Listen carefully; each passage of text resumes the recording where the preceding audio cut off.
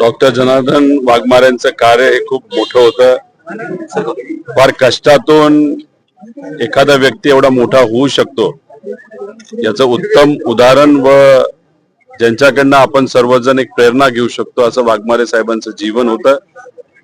अनेक पुस्तकं त्यांनी लिहिली. त्याच्याच बरोबर युनिव्हर्सिटी नांदेड ती युनिव्हर्सिटी चालू व्हावी यासाठी अनेक प्रयत्न त्या ठिकाणी त्यांनी केले. त्याच्याच बरोबर लातूरमध्ये ते जेव्हा नगर अध्यक्ष झाले, महापौर झाले, त्या काळामध्ये त्यांच्याकडनं सामान्य लोकांसाठी खूप काय चांगलं केलं गेलं. खासदार होते. अनेक सामाजिक कार्यकर्ता म्हणून जे सर्व महामानव होऊन गेले, त्यांचे विचार व मोठे थोर नेते, राजकीय नेते या महाराष्ट्रामध्ये होऊन गेले. त्यांच्याबद्दलची पुस्तकं, त्यांचे विचार हे सामान्य लोकांपर्यंत घेऊन जाण्यासाठी वाघमारे साहेबांनी खूप प्रयत्न केले.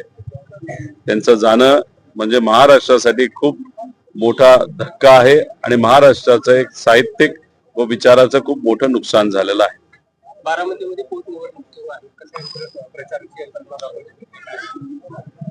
बारामतीमध्ये प्रचार करत असताना मी कुठल्याही पक्षाचा प्रचार तिथे करत नव्हतो, मी व्यक्तीचा करत होतो. सुनेत्रा काकींचा प्रचार करत असताना दादांनी केलेलं कार्य, दादांसारखा मोठा नेता हा या महाराष्ट्रातून गेल्यानंतर, आपल्यातून गेल्यानंतर महाराष्ट्राचं खूप मोठं नुकसान झालंय, बारामतीकरांचं मोठं नुकसान झालंय. त्यामुळे त्यांच्याप्रती असणारा आदर आणि प्रेम या अनुषंगाने तिथे मी प्रचारासाठी गेलो होतो. 3 दिवस प्रचार करत असताना लोकांशी संवाद साधल्यानंतर बारामतीकरांनी ठरवलेलं आहे की सुनेत्रा वहिनींना खूप मोठ्या मताधिक्याने त्या ठिकाणी निवडून द्यायचंय. त्यामुळे येणाऱ्या इलेक्शन मध्ये श्रद्धांजली वाहण्यासाठी अजितदादांकडे बघून खूप चांगलं मतदान होईल आणि सुनेत्रा काकी हे खूप मताधिक्याने निवडून आलेले आपल्या सगळ्यांना बघायला मिळते.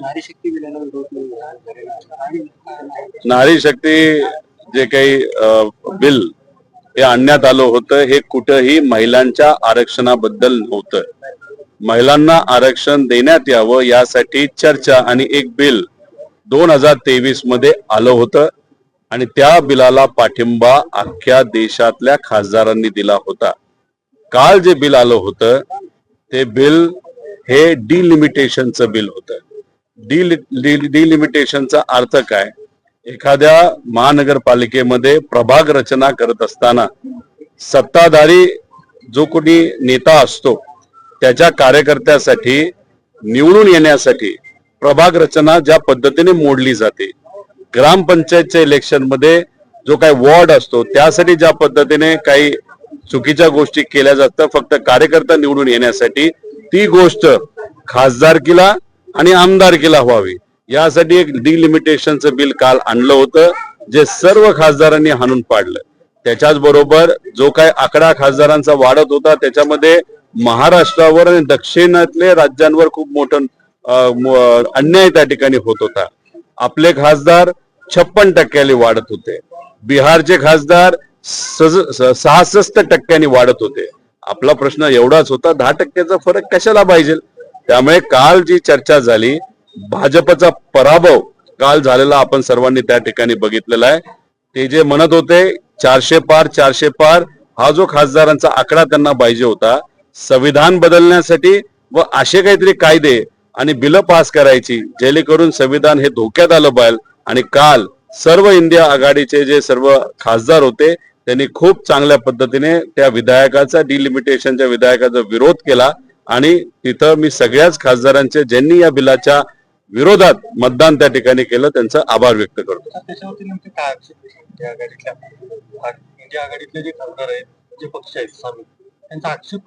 आक्षेप हाच आहे डिलिमिटेशन. म्हणजे तुमचे आमदार आणि खासदार निवडून यावेत यासाठी तुम्ही जर मतदारसंघ त्या पद्धतीने मोडणार असाल, त्याची रचना अशी केली जाणार आहे की त्यांना तिथं मतदान जास्त मिळेल, अशा प्रकारचा भेदभाव कुणी सांगितलाय? आसाममध्ये आपण जर बघितलं तर आसाममध्ये पूर्वीची खासदारांची जी रचना होती मतदारसंघाची ती तिथं त्या ठिकाणी बदलण्यात आली आणि आता जर तुम्ही खासदारकीची रचना तिथं बघितली तर निमुळती झालेली आहे. म्हणजे 300-300 400-400 किलोमीटरचा मतदारसंघ तिथं झालेला आहे. मग सामान्य लोकांना आणि मतदारांना न्याय कसं देता येईल? फक्त मतदान कसं मिळेल, कोण मतदान आपल्याला करतं त्या अनुषंगाने तिथं केलं जातं आणि कुठेही संविधानामध्ये लिहिलेलं नाही की मतदान जसं मिळतं तसं आपण डिलिमिटेशन केलं पाहिजे. डिलिमिटेशन अशा पद्धतीने होऊ नये आणि खासदार वाढत असताना कुठेतरी काहीतरी फॉर्म्युला तिथं पाहिजे. त्या अनुषंगाने याचा विरोध तिथं झाला. आणि सगळ्यात महत्वाचं सर्व समाजाची मागणी होती, खास करून ओबीसी समाजाची मागणी होती की जातीनिहाय जनगणना झाली पाहिजे. राहुल गांधीजींनी तो मुद्दा मांडला, आम्ही तो मुद्दा मांडला, सर्व पक्षांनी विरोधातला मुद्दा मांडल्यानंतर भाजपला तो स्वीकारावा लागला आणि मग तिथं जातीनिहाय जनगणना ही सुरू झाली.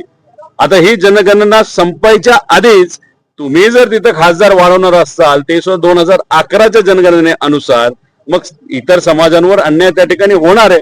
त्यामुळे या अनुषंगाने सुद्धा काल युक्तिवाद झाला. म्हणून कालचा जो दिवस होता तो लोकशाहीचा विजय होता आणि दडपशाही आणण्याचा प्रयत्न ज्या नेत्यांनी आणि पक्षाने केला तो सामान्य लोकांनी मतदान करून ज्या खासदार निवडून दिलं तो हाणून पाडला. भाजपच्या अनेक खासदारांनी असं सांगितले की महिलांचा सन्मान नाहीये विरोधी पक्षातल्या लोकांना, म्हणून ते विरोधात मतदान. जेव्हा काही वर्षांपूर्वी जेव्हा काँग्रेस शासित राज्य होतं तेव्हा महिलांचं आरक्षण आणण्याचा प्रयत्न केला गेला होता, तेव्हा भाजपने विरोध केला होता.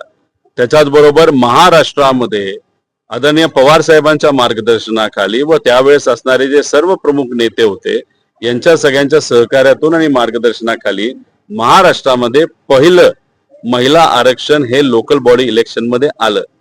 33% ते वाढवण्यात सुद्धा त्या ठिकाणी आलं.